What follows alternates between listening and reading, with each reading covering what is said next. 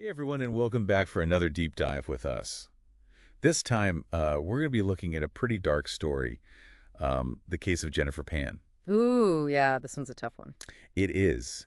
And we're going to be using L'Affaire, Jennifer Pan Tromperie, a tragédie familiale, Mm. to help us sort of unpack all of the details. So this is a case in Canada, and it really captivated a lot of people. For sure. It involves a young woman, Jennifer Pan, and she ends up orchestrating this really horrifying attack on her own family. Mm. And it's just so wild because she built this huge web of lies for years and years.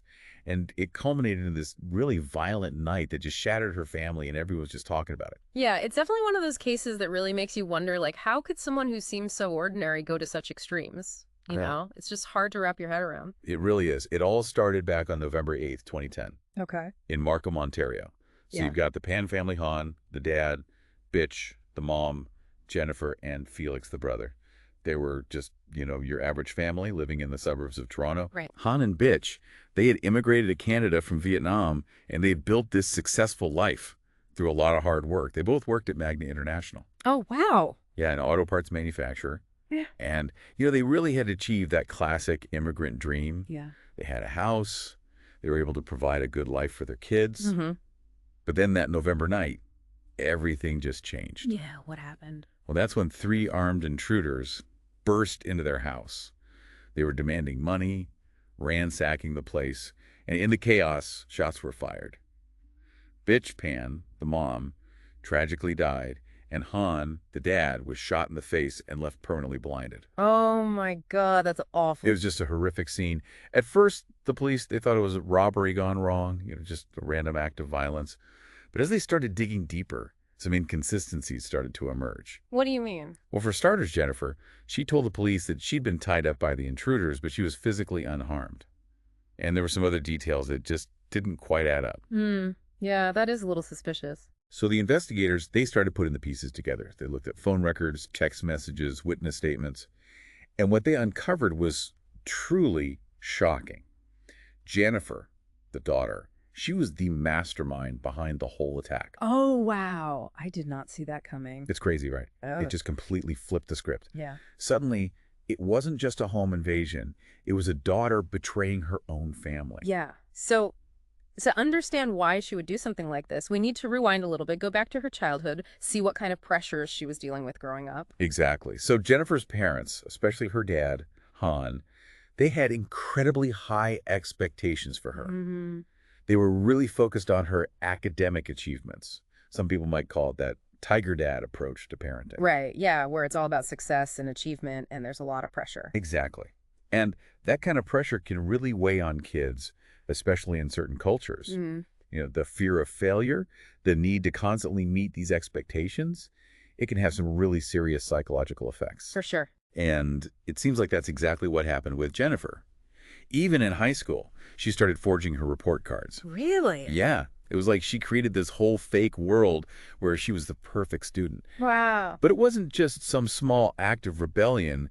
It was the start of this big tangled web of lies that would just keep growing. So when she couldn't get into the university she wanted, she just couldn't face her parents with that failure. Right. She couldn't handle disappointment. Yeah. So she doubled down on the lie. She pretended to go to university, but she was spending her time elsewhere. Wow. So she kept the whole thing going. Yeah, it's kind of mind-blowing. She was buying used textbooks, creating these fake schedules and notes, even making up these elaborate stories about her university life. She really went all out. That's a lot of effort to keep a lie going. It really is. Yeah. And all of this was happening while she was secretly dating this guy named Daniel Wong. Yeah. And her parents, they had strictly forbidden her from seeing him. So it was like a double life. Totally.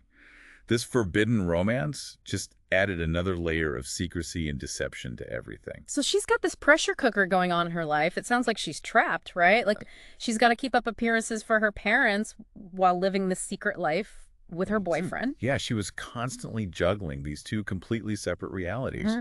And with every lie, the pressure just kept building. So how does this all lead to the attack? Like, what was the breaking point? Well, that's what we're going to get into next. So Jennifer's relationship with Daniel, it wasn't always smooth sailing. And as they went through these ups and downs, that carefully constructed world of lies she had built started to crumble. Oh, man. Yeah. And when Daniel tried to break things off with her, she just couldn't accept it. So what did she do?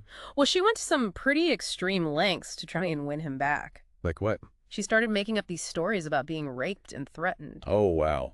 Those are some serious accusations. Right. And they weren't just little white lies. These were big claims designed to manipulate Daniel and get back that control she felt she was losing. It seems like she was willing to go to any lengths to get what she wanted. It really does. And sadly, it seems like all this desperation fueled by that really toxic relationship with Daniel, it kind of pushed her down this unimaginable path. So she starts to blame her parents. Exactly. In her mind, they were the obstacle to her happiness. They were the reason she couldn't be with Daniel. And that's when she starts thinking about getting rid of them. It's chilling to even think about, but in Jennifer's mind, eliminating her parents was the only solution. Wow.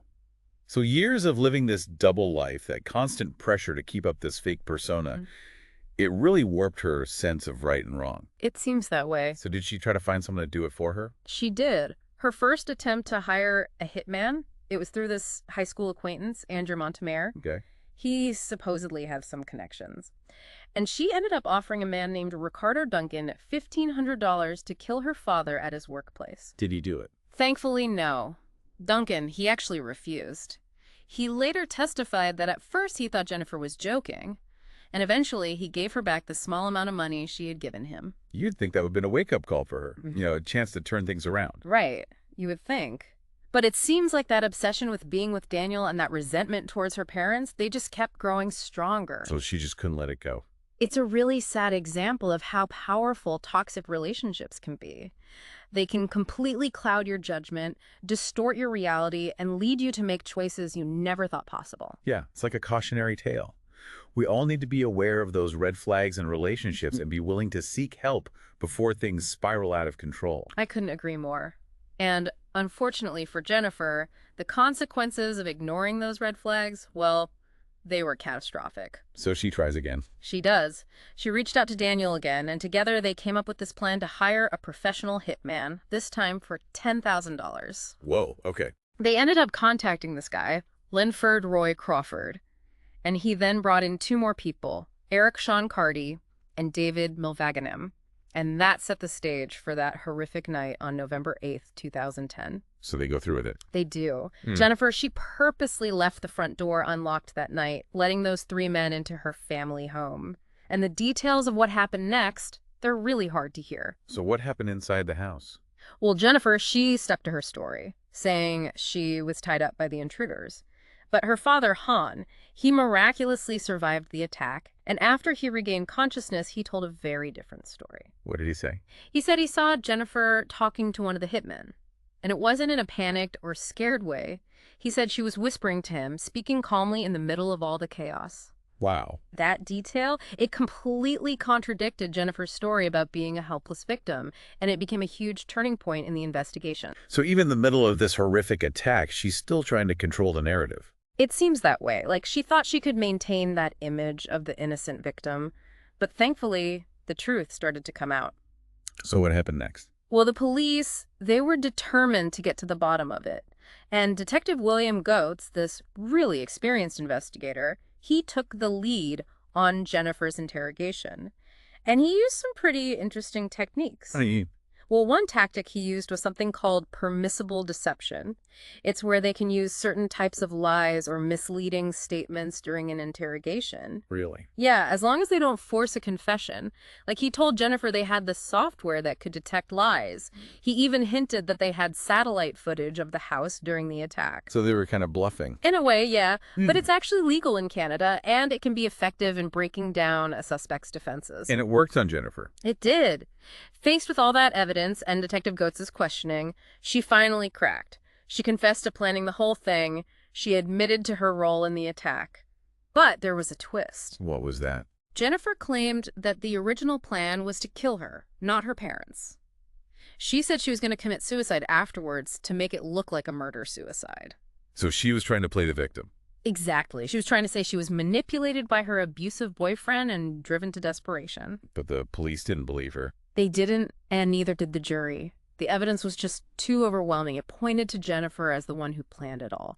She was the one who had been communicating with the hitmen, the one who had manipulated everything to make it happen. So all those years of lies, that perfect daughter facade, It all came crashing down. It did. And the truth, as they say, it always comes out. And the consequences for Jennifer's actions, well, they were about to get very real. So after all that, the confession, the evidence, they had enough to go to trial, right? Yeah. The trial started in March 2014. It was a long one, really complex. It actually lasted over 10 months. Wow. That's a long time. Yeah, it was. The prosecution, they really took their time. They laid out all the evidence piece by piece, phone records, those text messages we talked about, witness testimonies. They wanted to show the jury just how deep Jennifer was in this whole plot. And did they? Oh, yeah. I mean, one of the things that really stood out was the sheer number of messages between Jennifer and Daniel right before the attack, like over 100 texts in just a few hours. That's a lot. It is, and it really showed that they were planning and coordinating everything. It made it hard to believe Jennifer's story that she was somehow forced into it. So what about her dad? Did he testify? He did. Han Pan, he was so brave. I mean, despite everything he had been through, he still took the stand. He talked about that night, and his story was completely different from what Jennifer had said. Right. Remember he had said that he saw Jennifer talking to one of the hitmen? Right, Well, yeah. he talked about that, how she was whispering to him, not scared at all, even with all the chaos happening around them. That must have been powerful for the jury to hear. It was. That testimony from her own father, it really blew her story out of the water. So what happened? What was the verdict? Well, after hearing everything, the jury found Jennifer guilty, along with Daniel Wong, Lenford Crawford, and David Mulvaginum. Guilty of what exactly? First-degree murder, attempted murder, and conspiracy to commit murder. Wow, those are serious charges. They are, and they all received the maximum sentence, 25 years to life in prison. What about that other hitman, Eric Carty? What happened to him? Carty's trial was a little different. He had a mistrial at first. Later on, he actually pleaded guilty to conspiracy to commit murder, Okay. and he got 18 years. But sadly, he ended up dying in prison in 2018. It's a sad ending to a story that could have been so different. I mean, the Jennifer Pan case, it really makes you think. It shows just how dangerous deceit can be, how destructive toxic relationships can be, and how resentment and that need for control can lead to really terrible things. It really does. And it makes you wonder about the pressure some families face, those expectations, whether cultural or whatever, and how far some people are willing to go to get what they want, even if it means building their life on a foundation of lies. Yeah. You know, we've only just scratched the surface of this case, but what do you think is the most striking thing about Jennifer's story? I think it's that contrast, On the outside, she was this perfect daughter, successful, a high achiever. But underneath, there was this whole other reality going on, a really dark one. I think it's a warning to us all. Living a lie, trying to meet those impossible expectations, it can really come back to bite you. It definitely highlights how important open communication is in families. It's so important to create a space where kids feel safe talking about their struggles and their fears, without being judged. Totally. Jennifer's story is tragic on so many levels. It forces us to look at families, at relationships, at the power of lies, and the dark side of ambition. It's a lot to unpack. It is. And if you're interested in learning more, we've got some resources listed in the episode description.